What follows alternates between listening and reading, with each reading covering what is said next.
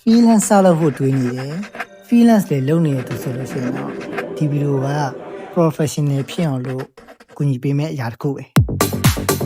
ဘာလို့လဲဆိုရင်ဒီဗီဒီယိုထဲမှာ freelance ဘယ်လိုစရမလဲစပြီးတော့မှလုပ်ငန်းရှင်တွေကိုဘယ်လိုစနစ်တကျကူညီရမလဲဆိုတော့ပြပေးမှာမလို့အရင်ဆုံးပြဿနာတစ်ခုကိုအရင်ရှာမယ်ဘာပြဿနာလဲဆိုလို့ရှိရင်လူတွေပတ်စံပေးပြီးတော့မှဖြေရှင်းချင်တဲ့ပြဿနာဖြစ်ရလုပ်ငန်းရှင်တွေကကိုယ်နဲ့နေလို့ရှိရင် online ပေါ်တက်ရှင်တယ်ဒါနဲ့စနစ်တကျဘယ်လိုတက်ရမလဲသူမသိဘူးသိကြရင်တော့မှသူမှအရှင်းမရှိဘူးဆိုတဲ့ပြဿနာကိုကျွန်တော်တွေ့ခဲ့တယ်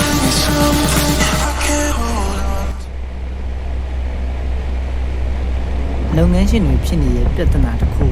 ကိုကဖြေရှင်းပေးနိုင်တဲ့ product ဒါမှမဟုတ် service ရှိနေပြီဆိုလို့ရှိရင်လည်းဒီ service product ကိုလူသိအောင်လုပ်ရပါမယ်လူသိရမှာမှန်ပေမဲ့လူတိုင်းသိဖို့မလိုပါဘူးကိုဖြေရှင်းပေးနေတဲ့ပြဿနာကိုတကယ်ခံစားနေရတဲ့သူတွေစီရောက်ဖို့ဟာဒါအဓိကပါ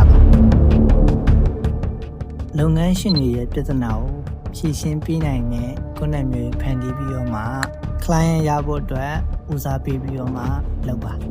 စချင်းမှာ client ရဖို့အရင်မလောပဲနဲ့ကိုယ့်ဘက်ကပေးနိုင်တဲ့လောက်တန်ဖိုးရှိတဲ့အရာတွေကိုများပေးဖို့လိုပါလိမ့်မယ်ဟုတ်တယ်ကိုညီလေးဘွားပေါ့နော်ဒီ editing တွေရောဒီ color ရောလောက်တာရေအကုန်လုံးကအရှင်ရမ်းပြရရဲ့ကိုယ်ပြီးတော့မြင် quality ကြောင့်ညီလေးကလုပ်ပြရပါဘူးအခုလိုမျိုး client ကိုသွားပြီးတော့မှကိုယ့်ရဲ့ skill ကြောင်းတွေပြောနေသူရော client ရလာမှာမဟုတ်ပါဘူး project ကိုတော့ညီလေးဦးဘက်ကဈေးကွက်အခုလိုအပ်ချက်အတွက်ကောနောက်မှလိုအပ်လာမယ့်ဈေးကွက်အတွက်ကော market ကိုလိလာပြီးတော့မှလုပ်ပြရပါအခုလက်ရှိမှာရေပေါ်စီ trainer ကို line နေတဲ့ကိုနဲ့နေရမှုလို့ပေါ်နေလူတွေကအဲ့အရာစိတ်ပြက်လာနေပြီလေးဦးကပွဲနဲ့နှုံဖြတ်ခင်းတာမျိုးမဟုတ်ပဲဒီဈေးကွက်ကိုမနှောဒီလိုနဲ့ client ရပြီဆိုရင်ကိုလုပ်ပြီးခဲ့တဲ့ project ကဘာကြောင့်အလုပ်ဖြစ်ခဲ့လဲအလုံးမဖြစ်ဘူးဆိုရင်လည်းဘာကြောင့်မဖြစ်ခဲ့ဘူးလဲဆိုတာကိုပြန်ပြီးတော့ reflection လုပ်ဖို့လိုပါမယ်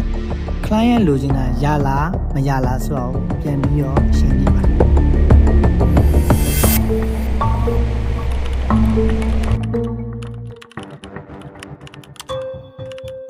project လေးလည်းများလာပြီဆိုရင်တော့ကျွန်တော် portfolio လေးစပြီးတော့လုပ်ပါမယ် ChatGPT ရောအရင်ဆုံးကိုဘယ်လို project တွေလုပ်ဖို့ရယ်ဘယ်လိုပစ္စည်းတွေလုပ်ဖို့ရယ်ဆိုတာကိုပြောပြီးတော့မှ Manus AI အတွက် prompt ထုတ်ခိုင်းပါအဲ့ဒီရလာတဲ့ prompt ကို Manus AI မှာပေးလို့ရှိရင်အခုလိုမျိုး website တစ်ခုရလာပါလိမ့်မယ် Canva မှာလည်းကိုယ့်အတွက် portfolio website တစ်ခုလုပ်ထားလို့ရပါတယ်လုပ်တဲ့နည်းကိုတော့ကျွန်တော်ရဲ့ TikTok profile မှာပင်ထောက်ပေးထားပါတယ်Google Drive နဲ့လည်းစနစ်တကျကိုယ့်ရဲ့အလုပ်တွေကို portfolio အဖြစ်ထားလို့ရပါတယ်။အရင်ဆုံး folder တစ်ခုရွေးပြီးတော့မှကိုယ့်ရဲ့နာမည်နဲ့ create လုပ်လိုက်ပါ။ကိုယ့်ရဲ့နာမည်နဲ့ folder ထဲမှာမှအစီအစဉ်အလိုက် folder လေးခွဲထားပါ။အခုပြထားသလိုထားလဲရသလိုကိုယ်အဆင်ပြေသလိုလည်းထားလို့ရတယ်။ client နဲ့မှာဆိုလို့ရှိရင်ကိုယ်နဲ့လုပ်ပြီး client ရဲ့ data ကိုစုထားပါ။ final media မှာလည်း photo video ခွဲထားလို့ရတယ်။ portfolio ထဲမှာဆိုလို့ရှိရင်လည်းကိုလုပ်ဖူးရဲ့အကောင်းဆုံး project တွေစုပြီးတော့မှထားလို့ရတယ်။ client ကိုပြတဲ့အခါမှာကိုယ့်ရဲ့ folder ရဲ့အကုန်လုံးပြဖို့မလိုပါဘူး။ portfolio folder လေးကိုပြရင်ရပါပြီ။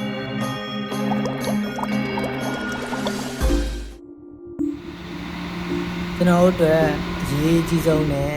နောက်ဆုံးအရာတစ်ခုကတော့ mindset ပါ။ဘယ်အရာပဲဖြစ်ဖြစ် foundation ကောင်းဖို့ကအရေးကြီးဆုံးပါလှပရဲ့အရာကိုမျှော်မှန်းပြီးတော့ပြည့်စုံမှုတွေကိုကျွန်တော်တို့ကလုပ်ကြပါဒါပေမဲ့တစ်ခါတလေမှာမျှော်လင့်ထားသလိုမဖြစ်လာတာမျိုးတွေလည်းရှိပါတယ်တင်ယူရင်လေးလာရင်အပြေလုံးကြည့်ရင်ရနေပဲတဖြည်းဖြည်းကျွန်တော်တို့နားလေကျွမ်းကျင်လာမယ်အရာတစ်ခုပါအခက်အခဲတွေလည်းရှိမှာပါအစင်မပြေရရင်လည်းကျွန်တော်တို့ကြုံရအောင်ပါဘာလို့လုပ်ရမှန်းမသိရရင်လည်းဖြစ်လာမှာပါ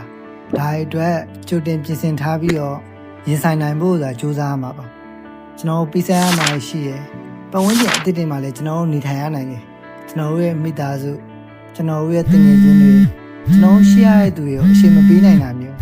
ကိုတယောက်တည်းအပြည့်အဝ focus ထားပြီးတော့